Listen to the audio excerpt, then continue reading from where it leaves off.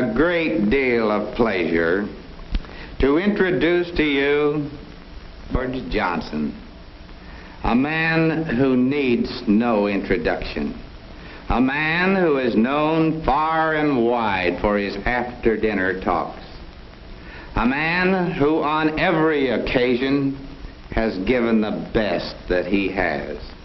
I give you George Johnson.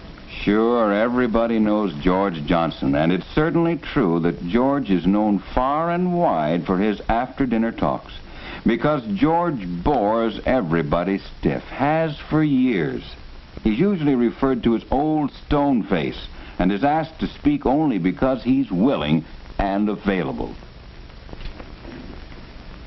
Some of the people of Africa are tall, others are very short. Some are fat, some are thin. You might say that Africa is a mixture of people of different sizes and shapes. George's audience wish they were somewhere else. Some of them small. This guy's terrible. Let's get out of here. Sometimes these I can't. He's my cousin. very fierce. The trouble with George is he isn't interesting. His topic is interesting, but he doesn't put it across. Now here's a young speaker who is really in demand, because he is interesting. As he talks, he paints a picture with words and with gestures. He leads his audience by the imagination until they almost believe they see the scene he describes. Some of the people of Africa are very short, while some others are very tall. Some of them are fat and others are thin. You might say Africa is a mixture of peoples of different sizes and shapes. Recognize the speech? Yes, the words are the same as George Johnson's, but what a difference. John is good. The difference between John and George is not in what they say, but in how they say it. John is animated. He looks alive. George is just talking. George keeps his body rigid and motionless. It lacks any expression whatsoever. And when the body is tied up, the mind too is hampered. For freedom of the body helps in freeing the mind.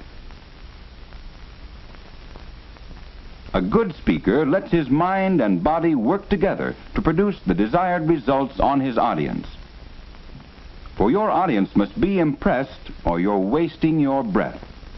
If you're to impress them, you must interest them. Motion attracts the attention and keeps interest. Ever see people look into a store window? Notice what stops them? Usually it's something that moves. Yes, motion attracts your attention, and if it's interesting enough, it will keep your attention. It was a dark and stormy day. A good speaker holds your attention partly by what he says and partly by the way he looks when he says it. I clutched a large wooden wheel in my hand and gazed out over the bow. And the bow would go up. Suppose you can't see him, but only hear what he has to say. And over and down. And soon my stomach likewise was going up. Yes, he's lost a lot of his punch. It was a bad day. A good speaker should be seen as well as heard. The average speaker, such as you and I, is usually afraid to make use of bodily motion in making a speech. He fears he will look foolish, unnatural, and affected. So he feebly waves a finger now and then to indicate that he's still alive, and lets it go at that. But watch that same speaker in a telephone conversation with someone he can't even see. By his expression and his gestures, he expresses mild surprise,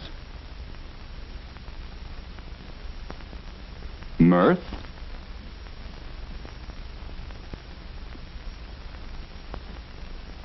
anxiety,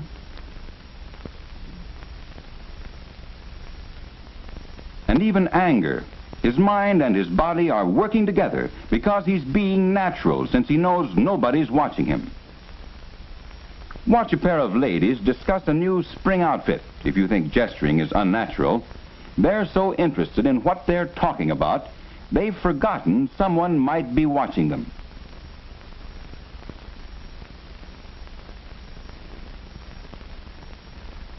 Their minds and bodies are... Oops, sorry, ladies. The odd thing is that even speakers like George usually unbend and speak normally in familiar surroundings. When George gets home from his speech, he's really forceful in telling his wife how well he thinks he spoke and how well he was received by his large audience. The trick in using gestures is, of course, in using them correctly. Gestures generally fall in two main classes: the gesture used for description and the gesture used for emphasis. The descriptive gesture is just what the name implies. It helps the speaker lead his audience into the scene he describes by creating an imaginary picture. On that early October morning, the air was clear and brisk. You could smell the bacon frying over an open fire. And above us loomed the majestic Rockies, being awakened by the warm, gentle fingers of morning sun. And we stood there, the two of us, side by side, and didn't speak. But be careful in your use of the descriptive gesture. Be careful that you don't lead attention away from yourself. Your audience will usually follow your direction, and if you lead them off into the distance by looking in that direction, you may have trouble getting their interest back to you. Keep your eyes on the audience. One of the greatest uses of the gesture is for emphasis, when what you have to say is important, and you want to make it seem that way. Even if we had paid only $5 for it, instead of $500,000, we'd have been cheated. $500,000 for a plant that was practically bankrupt. No, gentlemen, there can be no justice until there is fair play for all parties concerned. Speaking with gestures is speaking naturally, speaking the way you speak on the telephone to someone you know. Using motions to help your audience visualize what you're talking about, the way you do when you describe your new clothes. Yes, speaking with gestures is speaking naturally, the way you speak in the privacy of your own home, with your own family. Use gestures to help free your body and your mind, so that what you say will sound and look real and sincere. Use motion to attract and hold the attention of your audience. Yes, you too can be an interesting speaker, one whom people will want to hear, about whom people will say, "This fellow's good." Then to you will come the satisfaction of knowing you are a good speaker.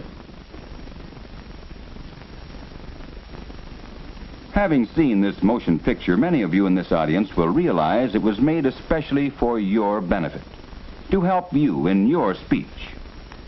Yes, this picture was aimed directly at you.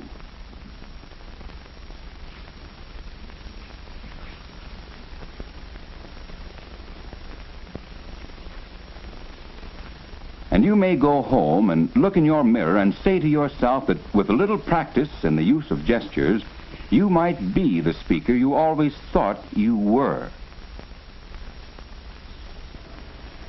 It doesn't make any difference whether they're tall or short. They come all sizes in Africa. I thank you.